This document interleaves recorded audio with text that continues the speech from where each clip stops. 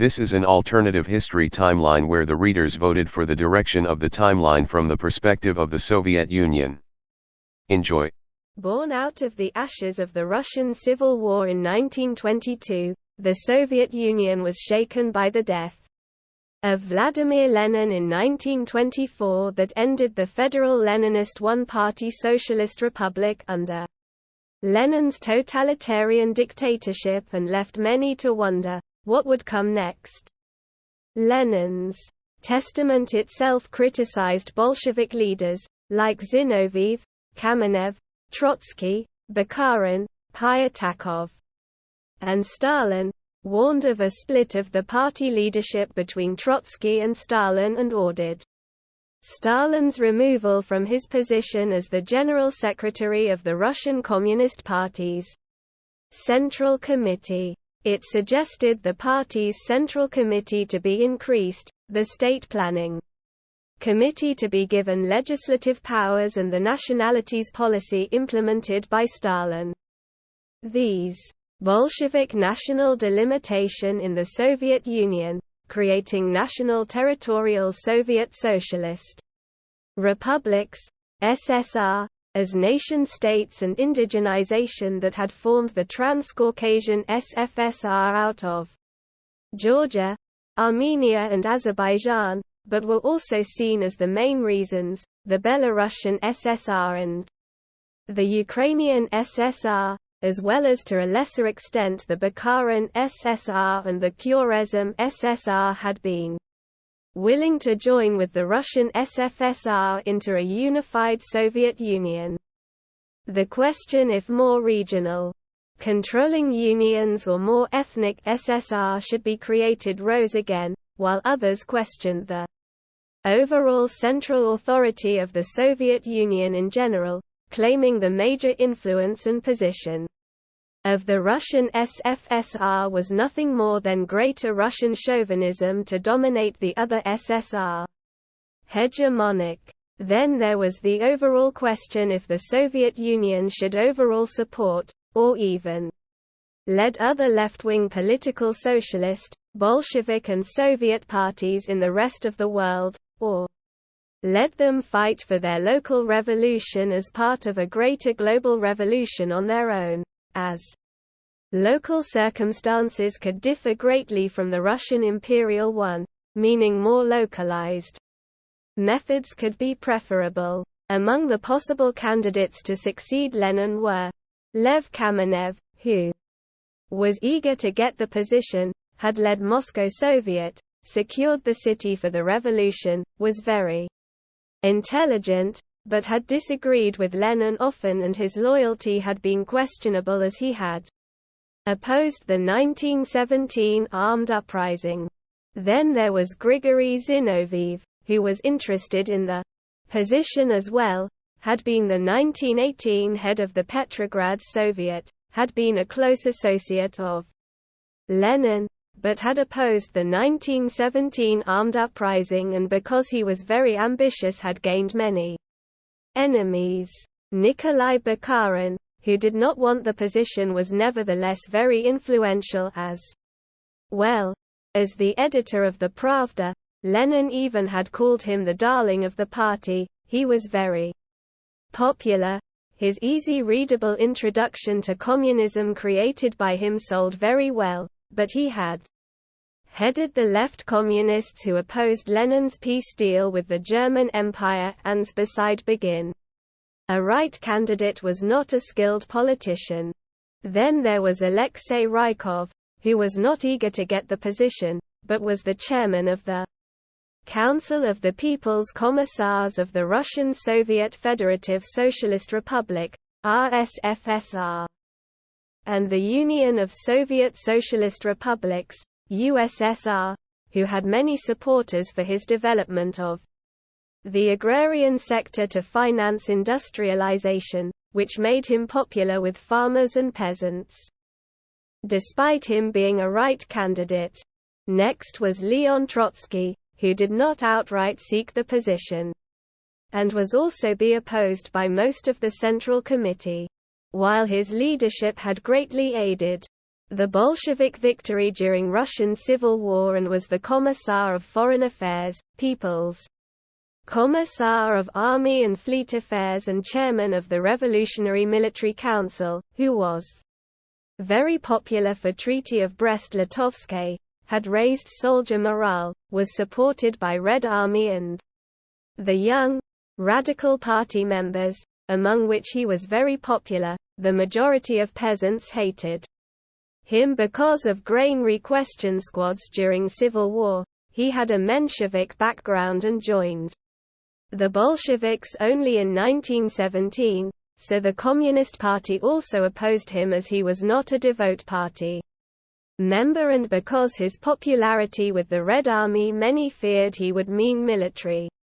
dictatorship. Furthermore, Trotsky formed the united opposition between left opposition and new opposition led by Grigory Zinoviev. Another candidate was Mikhail Tomsky, the chairman of the All-Union Central Council of Trade Unions, originally a Russian Socialist Democratic Labour Party, and a right-wing Bolshevik since 1904. Other candidates included Grigory Zinoviev, leader of the New Opposition, chairman of the Petrograd Soviet and chairman of Communist International, who massively opposed Trotsky and was very influential. Last there was Joseph Stalin, who wanted to succeed Lenin badly. The proletariat favored his humble background. He was the former general secretary of the Communist Party, had common touch with the regular people unlike Bukharin and Trotsky as intellectuals. Stalin's promotion of the Lenin cult made him even more liked, but Lenin's testament had revealed that Lenin felt that Stalin had more power than he could handle, and might be dangerous if he was Lenin's successor, which was why Lenin had recommended Stalin's removal from the position of General Secretary of the party. Voted in as the General Secretary of the Communist Party of the Soviet Union, head of the Communist Party of the Soviet Union, CPSU, as well as the de facto leader of the Soviet Union.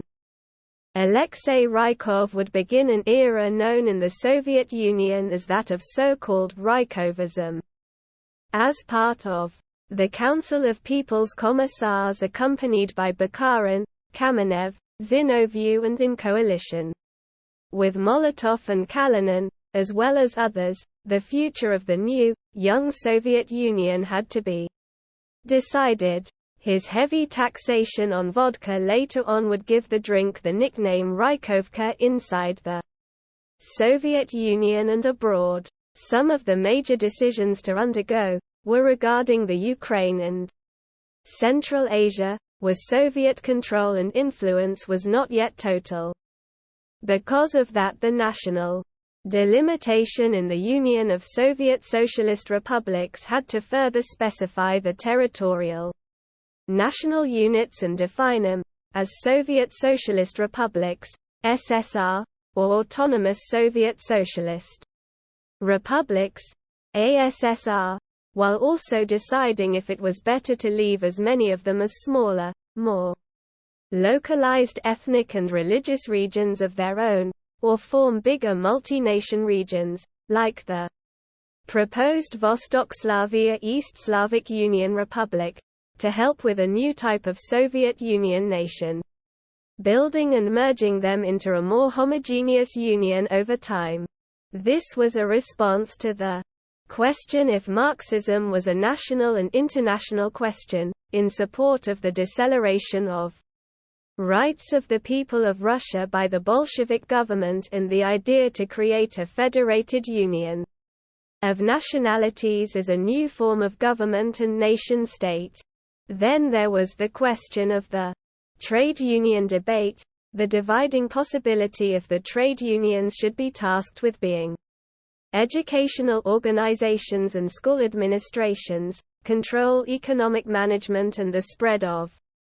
communism and its control over the means of production overall.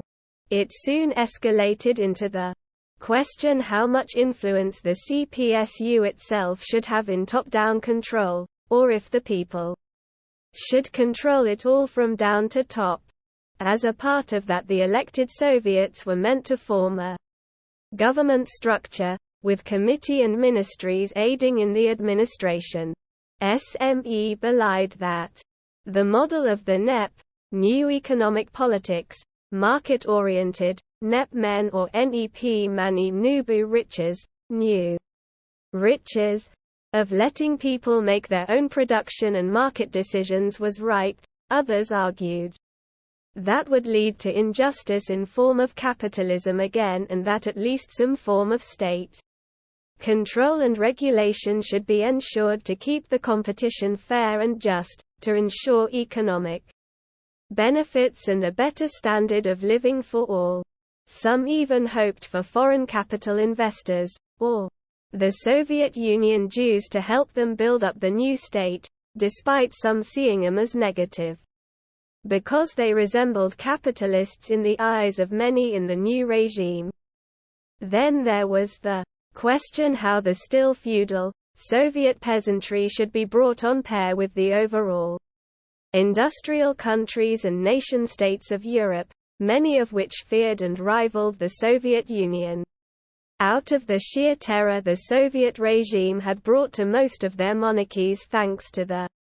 execution of the Romanov family in Yekaterinburg. Logistics, infrastructure and urbanization were all in worse shape than before the Russian Civil War, and internal powerful groups, like the